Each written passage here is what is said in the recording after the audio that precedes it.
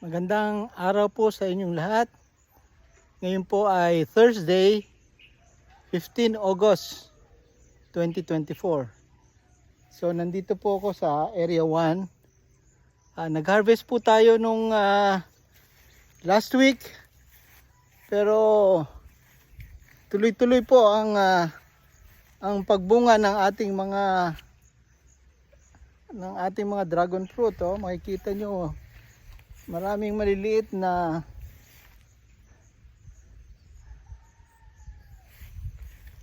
mga dragon fruit na lumalabas sa mga suloy ng ating red variety. Kaya maganda pong nakikita natin kasi tuloy-tuloy po ang pagbabunga ng ating mga dragon fruit. So, andito po ang mga red. Mga red ito. Dito naman yung mga malalaking dilaw na lumalabas sa ating mga suloy. So, basta may abono po at tuloy-tuloy ang tagulan. Yan po ang magiging result ng ating mga dragon fruit. Napakasipag. Masipag po itong nakuha nating variety. Kaya papasalamat tayo at tuloy-tuloy ang paglabas ng bunga ng ating mga dragon fruit.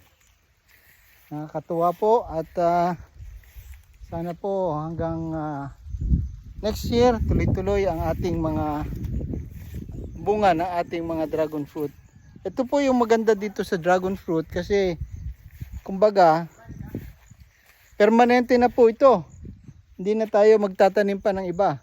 Tuloy-tuloy po ang bunga ng ating mga dragon fruit. So dami sila ng mga suloy.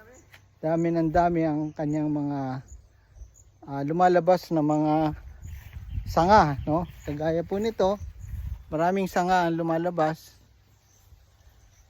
sa dragon fruit. Ito ang ating bumati ka, Mr. Arman. Good morning sa inyo. Ito yung katulong natin. At maraming mga maliliit pero hindi pa ma-harvest ngayon dahil harvest natin last week. So yan po ang aming report ngayong Webes, Thursday, 15 August 2024. Maraming salamat po.